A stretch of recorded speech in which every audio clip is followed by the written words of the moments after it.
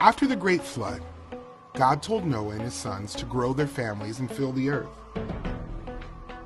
Noah's sons had children. Their families grew and the people started to travel through the land.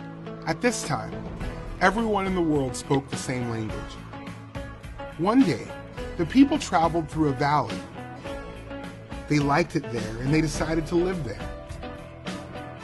"We don't want to be scattered all over the earth," they said. "Let's build a city and a tower so big that it touches the sky. The tower will make us famous." The people were not doing what God had told them to do.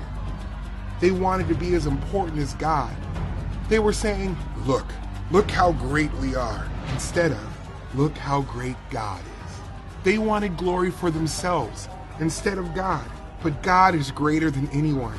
God created people to give glory to Him alone. The people made bricks out of clay and baked them in the fire to make stones. Then they used the stones to start building the tower. God came down to look at the tower.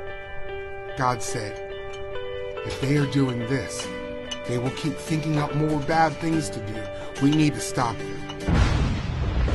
So God mixed up the people's words. Instead of everyone speaking the same language, everyone spoke different languages. When people tried to make plans, they could not understand what other people were saying. If one workman said, "Hand me another brick," nobody else knew what he wanted. The people had to stop building a city. Families had to move away from each other to live with people they could understand. God made it so the people did just what He had told them to do after the flood. They were scattered all over the world. The city with the unfinished tower was called Babel. Because the people chose to disobey God, their sin separated them from one another. People chose to give glory to themselves instead of God. They ignored God's plan.